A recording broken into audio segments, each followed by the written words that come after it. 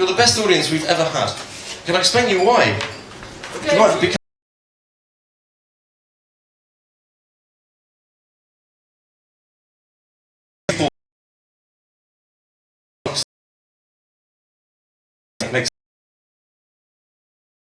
because we're important to have your training done. I just got fired from the corporate world.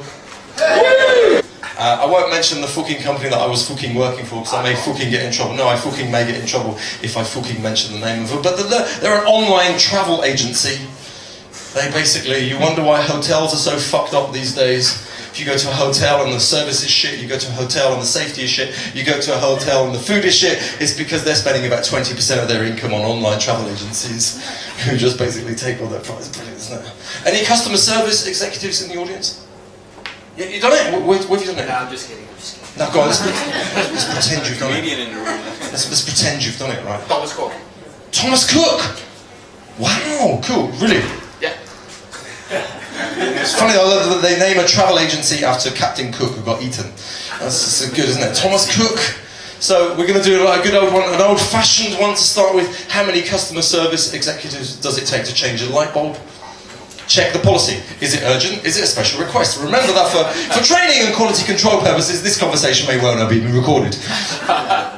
It's brilliant. You sit in this customer service kind of sort of depot, and it's basically the modern equivalent of the cotton factories of the 1800s. No union representation, loads of people. Boss, can I go for a pee? Yes! But remember, you're logged into the machine. It's crazy, right? So I got my marching orders, because they must have thought, I don't know, they must have thought that with somebody like me, a dedicated corporate type, they must have thought they'd got some kind of a narco-syndicalist infiltrator in there.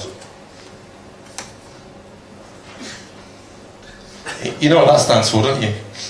Asshole. That's what you're thinking. Okay. No, but they must have thought they got some kind of infiltrator in there. They thought, but I had to go, and they said, as they kind of gave me the little talk when I turned off, and the boss said, you know, it's not going to work here. And then he said, like, have you got any feedback? I was going, oh, I'm a fucking comedian. Feedback. Just come to a show. I mean, come on. Now, are we all Amsterdammers? Yay! Wonende, geborene, getogene Amsterdammers en Mokumers, of niet? Of gewoon... Wel geboren, getogen Amsterdammer. Eén geboren en getogen Amsterdammer. What's your name, sir? Chi. Chi. Typical good old Dutch name there.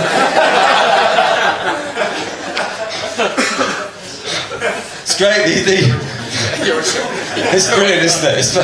It's like Chi from de Spaarnummerbuurt, neem ik aan. It's brilliant, isn't it? It's brilliant. It's probably somewhere, you know. Brilliant! I love that kind of shit going on. My name is Ken. You can all patronise me by going, hello, Ken. Hello, Ken. Yes, that's right. I'm here in a country full of Barbies. Tall people everywhere. Everyone does the tall jokes about Holland and stuff. But Holland is really, really lovely. Who's lived here for less than 6 months? Who's lived here? You knew?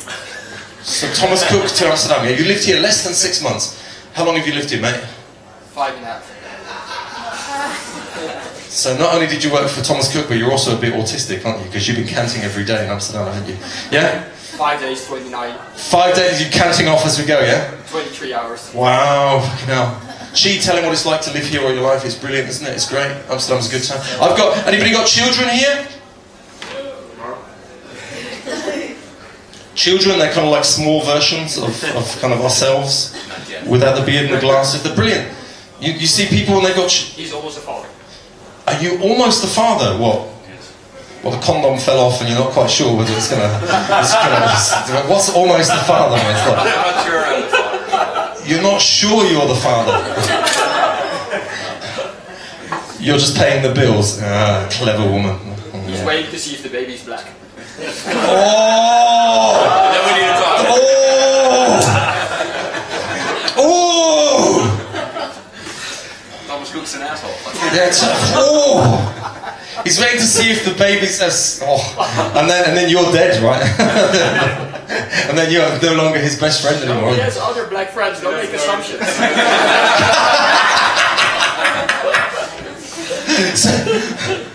Oh my God! It's not Thomas Cook, it's Thomas Cock, isn't it? But there you go. Thomas Ring. Oh! So I've heard. Thomas Shrimp, so you've heard. Out of experience. I'm sure I've seen you on the films, mate. It's not true, mate, honestly. No, honestly, I've seen him on the films, buddy. It's like you got everything to worry about. Almost, Dad. Yeah, no, it's good. No, this is a night we've done, because it's summer, we can expect a small audience. It's summertime, we've got a lovely lineup of comedians. Start you all into it? Yeah! Now there'll be comedians will be doing all their favourite stuff, and because it's an end of season night here, there'll be comedians as well trying out some new stuff. Is that fair enough? All I've just done then, none of that stuff I've ever tried before. I'm just basically talking to you and trying to get this all going. I've never tried any of that before, never tried any of those jokes before, and if you don't believe me, watch the videos. But yeah, you do believe me. Good, absolutely excellent. Now, stand-up comedy night, people here are going to be revealing their deepest, darkest, innermost fears and worries about society and life in general, and making us laugh and making themselves feel good. Is that a good idea? Yes. Are we into that? Brilliant. We've a lovely lineup tonight. I've been presenting this show for 3 years now, so we give it up for the new Anita.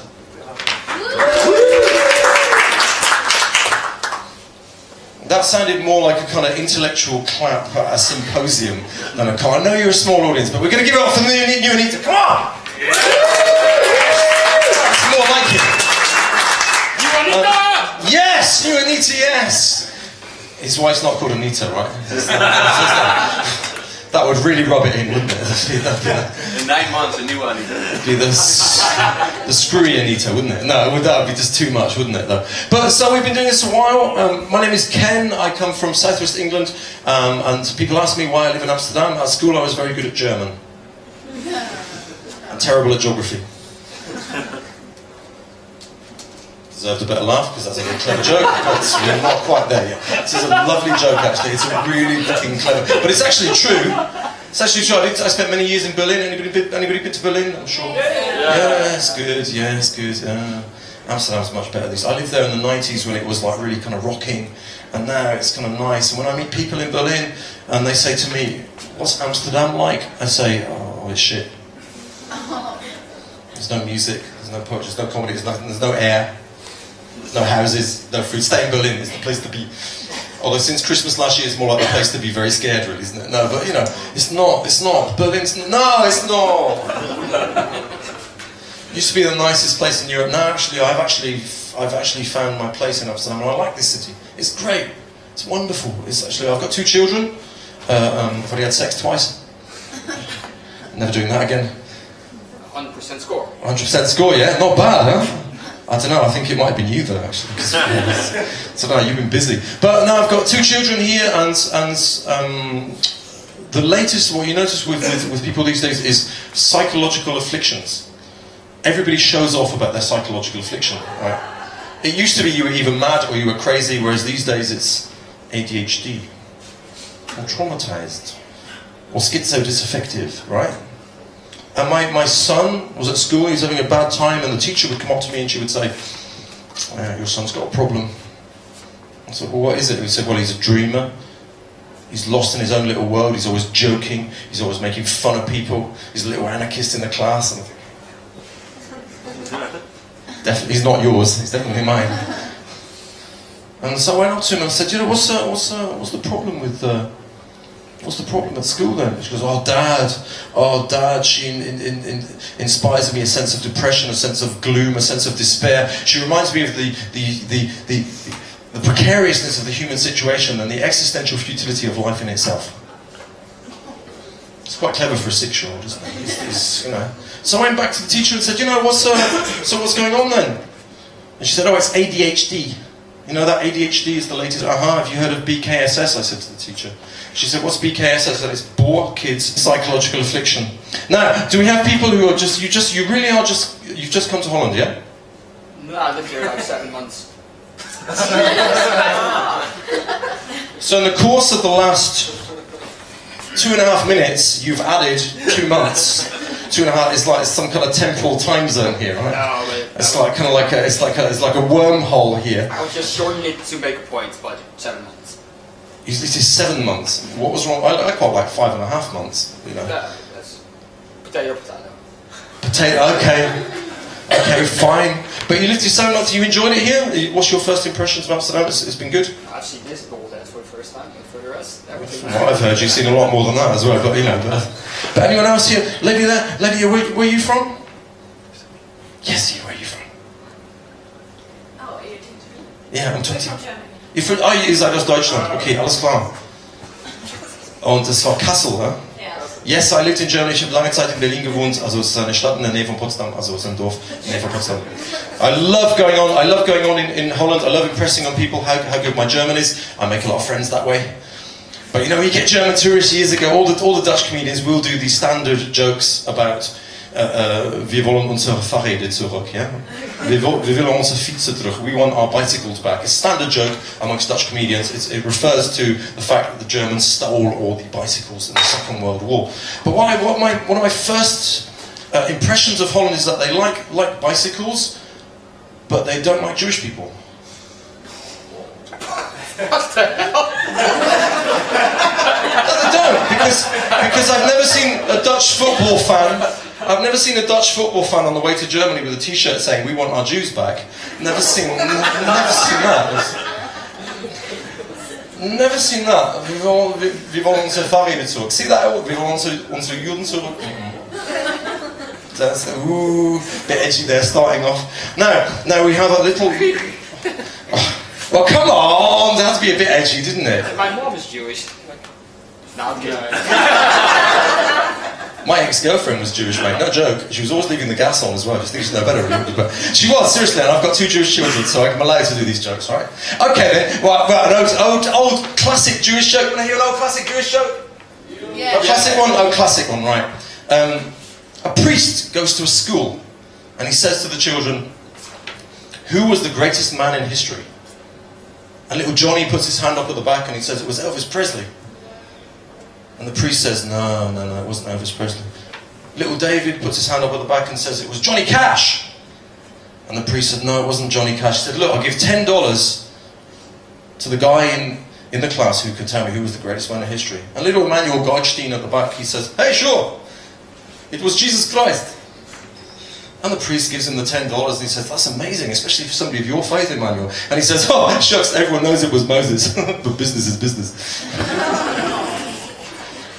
Old New York Jewish joke, just to get us going tonight. Now tonight, we got a little thing there. Can we get a little wobble going through?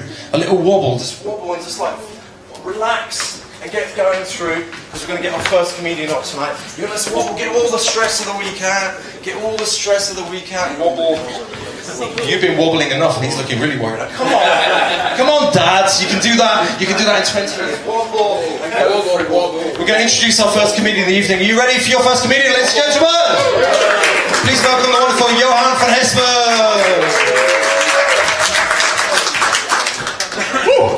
Good evening. How is everybody? Hello friends, that's out on the front line, thank you very much. Fellow comedian, sorry in advance for Mo. He won't raise his hand. No, but great that you guys are here, like Ken said. You guys are here, unbelievable. Really unbelievable. I mean, I didn't even want to come myself. But in the end, I decided to come for the main reason I do stand-up comedy, the free drinking vouchers. Like I said, pretty damn greedy. Yeah, thank you guys. First of all, I wanted to do some crowd interaction, but then my friends sat on the front line, so we'll go to the second line. Right, so you guys, what's your connection? You 4 friends? 5, 6, 7, 8, 9? There were friends. Just the 2 of you? No, 4. The 4 of you, okay. And what brings you here? Yeah. A laugh. Well, good luck with that. Don't get your hopes up too high. Give me 2 minutes. What's the best thing you did today? What's the most fun thing you did today? I had a test, so nothing really. Sorry? I had a test, so A test? yeah, didn't do it. How did it go? Pretty good. What kind of test was it? Do we want to know? Yeah, something with bullets. Okay, I'll leave you with that. Okay. But you don't do tests every day, right? No, because... Sorry, just this week? Yeah. Last week, summer's coming. No, and 4 more weeks afterwards. Serious? Oh well, yeah, gecondoleerd in Dutch, but I don't know the English word, so sorry about that. Yeah, but it's good. I read an article the other day that you're supposed to do something new every day to keep a bit of joy in life. It doesn't matter what it is. It can be something small. You can either take a new cycling route to your work or take a different breakfast, as long as you do something new or different. And so this morning I decided not to, at least not with Brian. Can't go cold turkey just like that. And to be honest, I was pleasantly surprised. You know, I mean, my technique wasn't great. You know, left still doesn't really do what I wanted to do. I mean, it's still a bit the retarded brother of right. But just the fact that I broke through my daily routine, that was really refreshing. And not only that, tomorrow I get to do right again. So yeah, win-win situation all around. So what else about me? What can I tell except that I'm a wanker? Yeah, I'm half Dutch and I'm half Irish. Diddly die. Yeah, no idea why I did that, but it happened. Half Dutch, half Irish. I wanted to actually get a sunburn on my arm today to prove it, but actually it's not too bad. Actually, maybe even a bit brown. So 8 hours unprotected in the sun for nothing. Not even a joke. Skin cancer 1, Johan 0. Fucking hell. But yeah, half Dutch, half Irish, and that basically means a very efficient, well-organized alcoholic. Yeah, my dad's Dutch, and he's like a typical, slightly boring, well-organized Dutch guy. I mean, he's always exactly on time, and his hobby is collecting pencils. And my mum drinks. Also a nice hobby. Speaking of, it was a good week for the half Dutch, half Irish, because there was an article published about countries with high-risk drinkers. And it turns out that the Netherlands is number 3 of high-risk drinkers, and Ireland is number 1. Woohoo! I'm twice in the top 3. Ed Sheeran, eat your fucking heart out. And I can tell you, I'm going to do my best to keep those positions. I mean, if we lose those positions, it's not because of me. No, sir, I love me drink, diddly die. Yeah, that's becoming a thing now, diddly die. I'm going to do that more often, I don't care. Yeah, but no, I love my drink. I mean, maybe it's like some divine figure was to appear to me in my sleep and said, Johan, you have to choose in your life now. You either have to stop drinking, or from now on, for every drink you take, 10 baby deer will be clubbed to death. Then, yeah, sorry Santa, you're going to get a new pair of wheels. Sorry about that. But yeah, despite my drinking problem, people usually don't see that I'm half Irish. The other day, for instance, I heard 2 ladies talking about me, which is a lie, because that never happens, but let's just say for the sake of the story that it happened. I heard them talking, and they're like, oh, I wonder what he is. Maybe he's Portuguese, or Croatian, or gay, you know? What could he be? And then I'm like, you know what, I'm going to say something in my mother tongue to prove what I am. And it's like, put my horn on my dog, top of the morning there now, you scum bastard, Sally now, you scum bucket. And she's like, aha, I told you, Jacqueline, it's a Turk. And that was my mother. Like I said, drinking problems all around. Yeah. But my mum actually is one of the best foreigners in this country. I mean, she's been living here for 24 years and she doesn't speak a word of Dutch. Woohoo! Yeah. I myself am sick of it, so I voted Wilders, time to go. She can't even fucking pronounce my name right. I mean, she doesn't say Johan, she says failure. Slightly different. And speaking of failures, since a while now I have a German roomie. No offense, by the way. No. But to be honest, no, he's actually awesome, you know, because he moved in, and I remember, like, the first week he was here, it was like, they're great, they like to work, you know, the Germans. I mean, maybe you have something to make up, I don't know, but it was messy in the corridor. There was, like, shoes all over the place in the hall, and I was like, sorry for the mess, but our shoe closet is broken. He was like, no problem, I will fix the shoe closet, duck. And 3 hours later, we had like 5 extra layers and double hinged doors and everything. It was fucking awesome. So we're like, okay, that's good. So me and my other roomie were like, okay, we'll do what every other normal person would do. We'll take advantage of the situation. Yeah. So we were like, okay, summer is coming. Oh yeah, sorry about the mess on the roof terrace. No problem, I will fix the roof terrace. Duck. Next day, we had an electric roof. We had a barbecue made out of clay and fish thread. You know, it was fucking awesome. So yeah, so far so good, until the other day, I was at home with my girlfriend, sitting on the couch, she was lying down, and he came in, he's like, wie geht's? And I said, yeah, oh, my girlfriend isn't feeling too well. Ah, no problem, I will fix your girlfriend. To choose your words correctly. But yeah, I have a girlfriend, woohoo, I know, a bloody miracle. But I'm happy, yeah, I'm as happy as a Catholic priest who inherited an orphanage for blind children. That's how happy I am.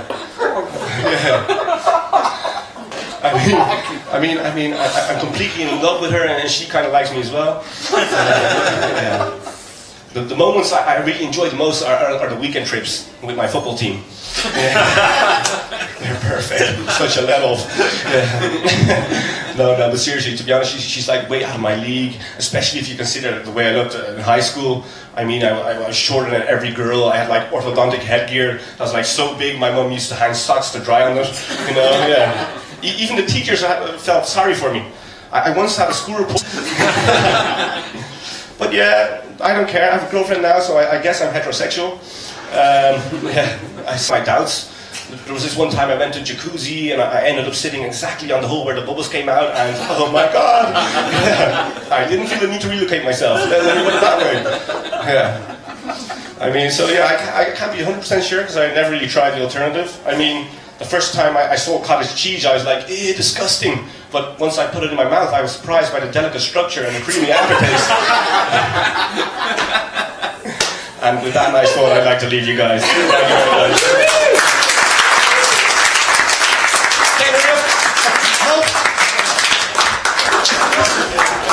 Johan van Espen, ladies and gentlemen! And we will move straight on to our next comedian. Yes!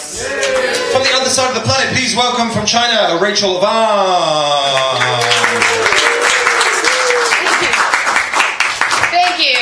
Thank you. Sorry if I seem a bit drunk, because I really am. Great tokens. That's the thing you get when you become a comedian. No, how's your guys' night? You guys having a good time? Yeah! Yeah? Great, me too. Maybe just a bit self-introduction first. My name is Rachel. From China, born and raised. I'm 24 years old. With makeup on. Without, 14. Yeah, you see, other girls wear makeup to impress guys. I wear makeup to prevent pedophiles. Yeah, true story. Last year I just ended a very serious relationship with my ex-boyfriend. Don't worry, he didn't go to jail. I wear makeup all the time. But no, I was really upset because he was the one that got away, you know. He was prettier than me, smarter than me, or some might say he's a bit out of my league. Yeah, thanks, mother. But no, but the breakup was really heavy. It was heartbroken. I was really sad. I actually ended up in a support group. Yeah. It's called Tinder. You guys know Tinder? Yeah. How many of you have used Tinder? A lot. How many of you are actually on a Tinder date right now? With who? Oh, too bad. Okay.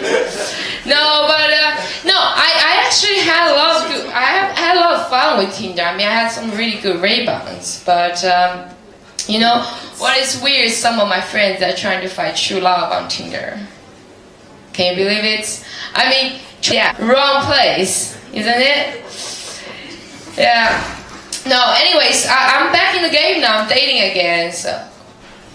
Yeah, but to be honest, it really sucks the energy out of me because for every date you have to show up, dress up, and pretend you're interested, right? So no matter what stupid joke that guy says, I have to fake a laugh for it. It's a little bit annoying. I mean, come on. Are there not enough things for girls to fake already? Sorry, I paid him to laugh. I didn't know he wouldn't pick the right time. But no, but seriously, I mean, are there not enough things for girls to fake already? Yeah? I mean, why are you guys not laughing? Come on, you can fake some laugh for me, since I've been faking so long for you guys. Yeah, thank you. Heard some awkward laugh, but that's okay. No, but I know my problem is dating. You know, I get attached really easily. So I found the perfect solution. Because when you know the thing, sorry. I'm just drunk. The thing is that when you're single for too long, you scare guys away really easily, you know? So this is my strategy right now. I only go for guys that are older. So like if you're under 35, I'm not even looking. Because like older guys don't freak out, they just chill there. Because if they've been through Vietnam War, what can really scare them anyways, right? So last week, I think I went on a date with this older man. It was fucking fantastic. He was really, really cool. It was really chill. We spent hours and hours together until really late night, about 8 o'clock. You guys are so mean. That's already after his bedtime. Please, he's trying. Anyways, we had a really good time together, but the pity is we didn't get to have sex. You know, because he couldn't bring me home because he lives with other people and they don't really like it when he brings other people home, especially his wife. What a fucking bitch. No, but my friend actually told me like you should stop seeing this guy because he's old enough to be your father. But I mean, hey, let me ask you this: does age matter? No. Only you answered. Other people think age matters. No, right? Exactly. Like age doesn't matter at all. Plus, I am not that superficial. I mean, plus he is super rich. Yeah. I know what you guys are thinking right now. Like, what a fucking gold digger standing up there on the stage. But I can assure you that I'm really not a gold digger. I mean, come on. I date Dutch guys. Right? I went on a date with this Dutch guy a while back. We went to a restaurant to have dinner together.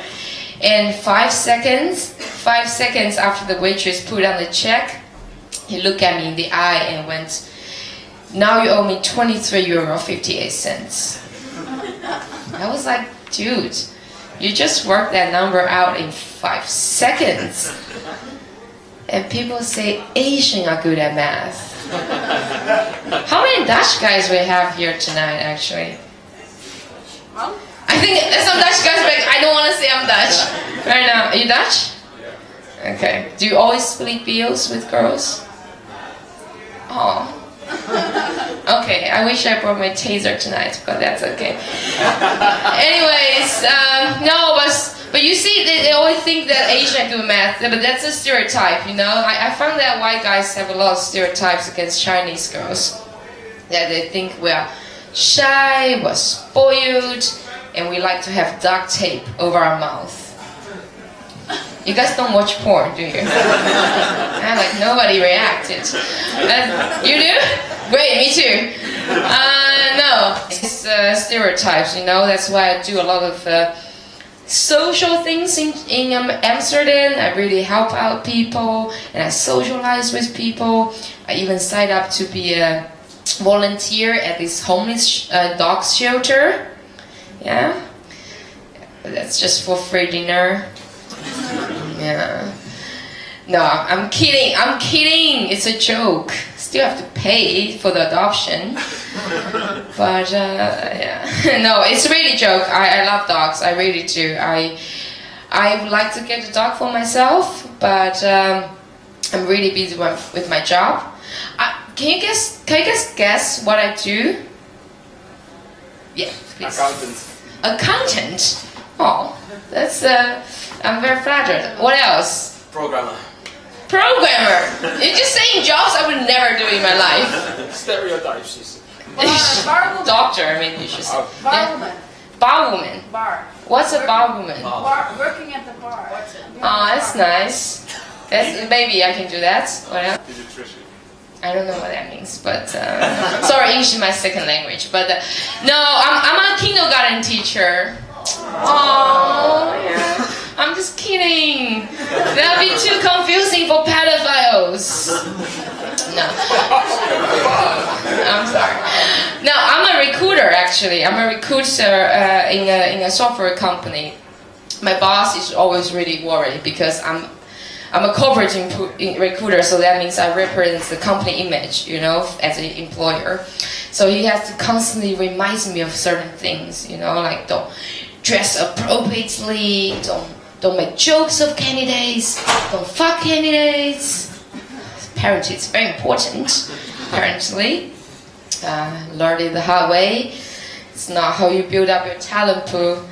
But yeah, I do get that why my boss is worried. I mean, he has every reason to be worried because I'm actually bisexual, which means I put every candidate in danger, right? So, but I didn't always realize I was bisexual until I was about 17. I kind of just, you know, fingered it out.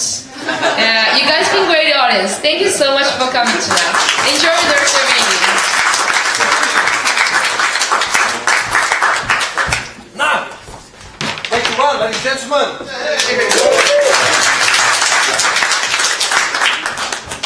Our last act for the first half will be an Irishman, but so just before that I'd like to play an ode to the wonderful, wonderful Erin's Isle. And this was written...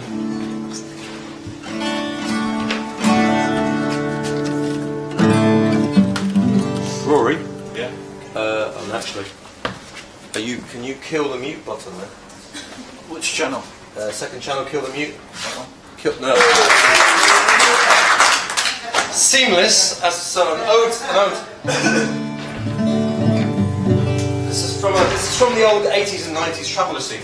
Now, the people travelled the world, and some went to America to get rich, and some went to Canada and they got bored, and some went to Sweden, they got laid, some went to Afghanistan and got hijacked, and some went to Nepal and they got enlightened, known and laid, enlightened and hijacked. But other more daring travellers from Margaret Thatcher's Britain, they decided to escape the begrudgery and the intolerance and the nastiness of Margaret Thatcher's Britain, and so they went to the west of Ireland. Come on, Graham, you should laugh at that. Come on. And this is the contribution which New Age travellers made to late 20th century Irish culture, right? I have a little friend, he's got a special name. He travels with me, absolutely free. He can't be drowned, he can't be burned, he's really not to blame. He's got his little hooks right into me. Impit I go, I took him to Galway, I took him to Sligo. Me crusty luggy, he won't let me go. Wherever I go, impit I go, wherever I go. I'm getting some kind of questioning looks now. What's impit I go? Anybody know? Krentenbart. What a wonderful word in Dutch, huh? Krentenbart. Current beard. Disease, right? So I'll explain to you, he's keener than me eczema. He's more potent than a spot, but he's not as bad as leprosy or plague. He festers, but he's kind of cute, he's really got the lots. When crusty aristocracy's the rage. He's gloriously gory, he's a king of all the slime, a prince of all the allergies. Achoo! He's a right old royal story when he hits you in his prime. He's a jester. Sorry, he takes the pus right out of you. Impit I go, come on. Impit I go. I took him to Galway, I took him to... I've never been to Sligo, but Dublin didn't rhyme. Me crusty luggy, wherever he goes. Impit I go, impit I go, wherever I go. You remember the band called the Toy Dolls? Anybody remember the Toy Dolls? This would be a Toy Dolls thing now with the full band coming on, but we'll just do it acoustic. He's a cunning little devil if you don't keep yourself clean. In the corners and the crevices he lurks. He wallows in the squalor and hygiene is his bane. He infects you with his humour, which is dirt. Well, a leprechaun is special, little people make believe they can catch. But this crafty little pixie crawls right up inside your sleeve, and he's a kind of imp. Without complaining. Imp, oh, I took him to Galway, I took him to Sligo. Me crusty luggy, he won't let me go. Wherever I go, impit I go,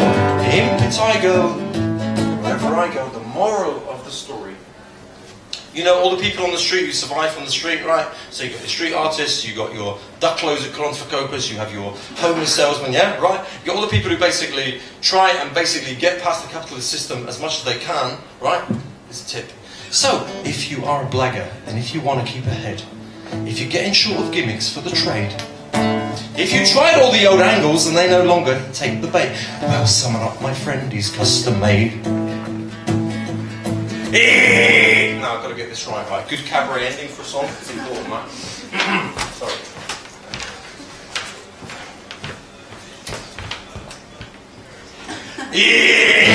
Nah, still wasn't good enough, was it? Got a big start to this fucking wine cake. Come on, man. You got an audience watching. Come on. You want to swagger through the streets and score some. Is that alright? That work that time? And be the cream of all the crusty crew. Why not rub a lump of dog shit in the cuts up on your head? And my little friend will do the rest for you. Come on, hippie tiger, hippie tiger, hippie tiger. It's a lovely song. I had to imagine, you know, think of diseases, right? Impetigo, it's such a lovely sound, isn't it? It just had to be a song. I mean, gonorrhea, ooh. Syphilis, ooh. Whereas impetigo, it's like cute, isn't it? It's one of the most lovely sounding diseases on the planet, isn't it? You had to write a song about it. Impetigo! Impetigo! I took the ball away, I took the sligo. The crusty luggy, he won't let me go. Wherever I go. Wherever I go. Wherever I go. Hey! Impy, impy, impy, impy, impy, impy, impy, impy, impy, impy, impy, impy. Impy Tiger goes, whee!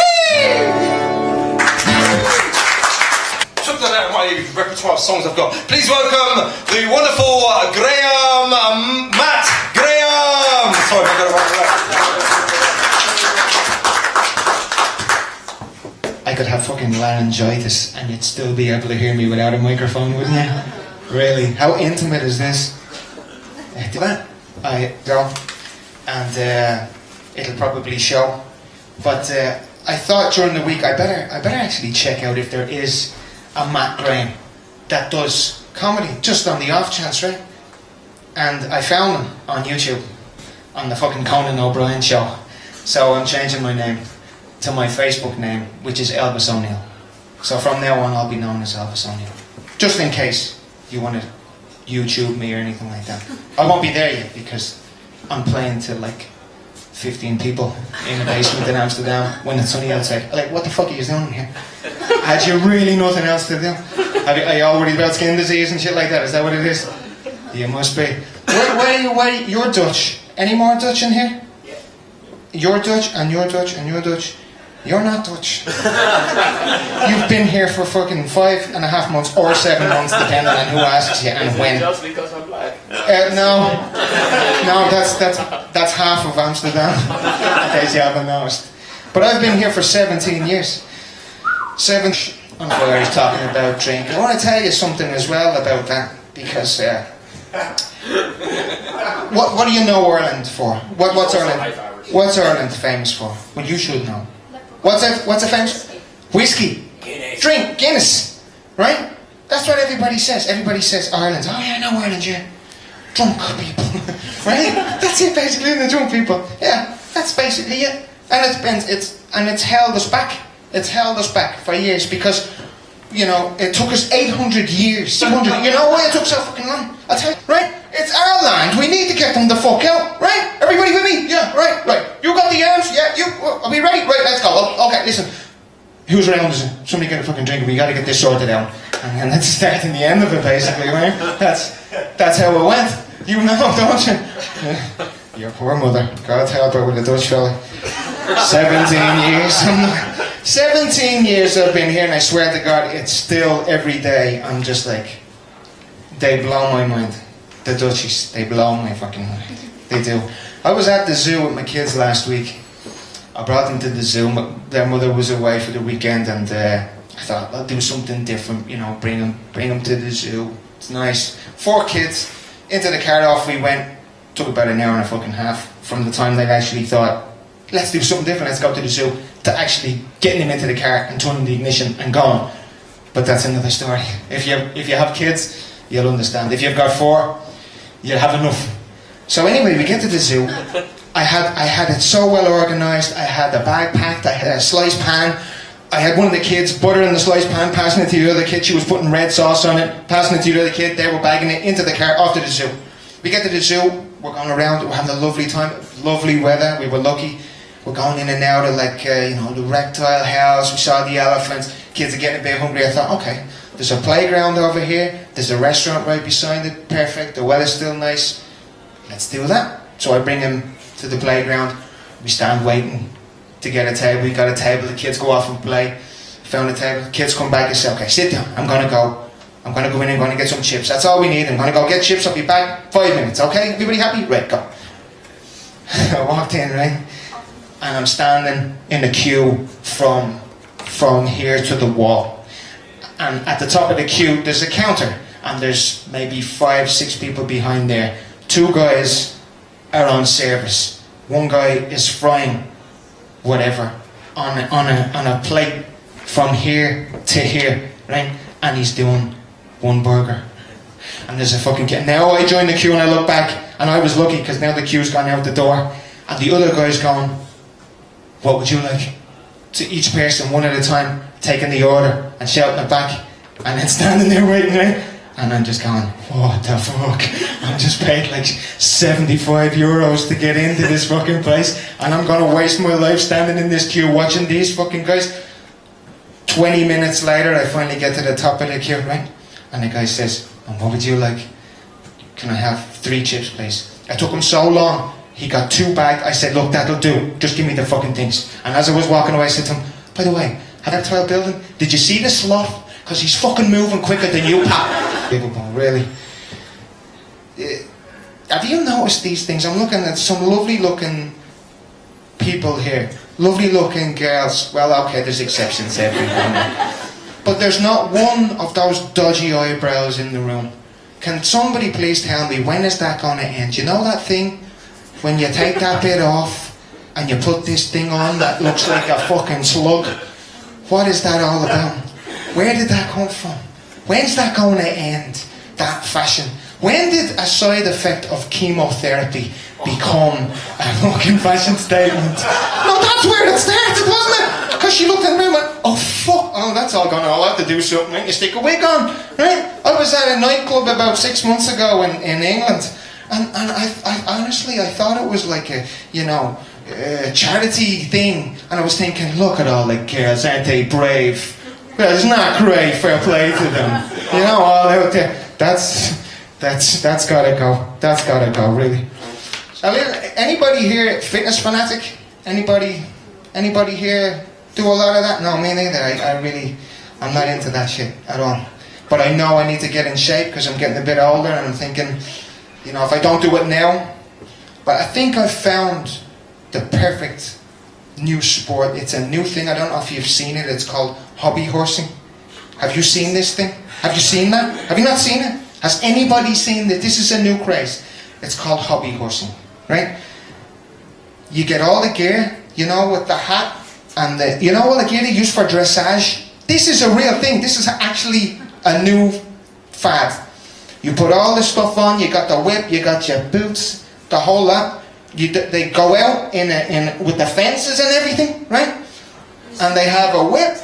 But the only thing that, you know what I'm talking about, all they've got is the stick with the head on it. And they're going around. Like a club, you can join a club to go hobby horsing.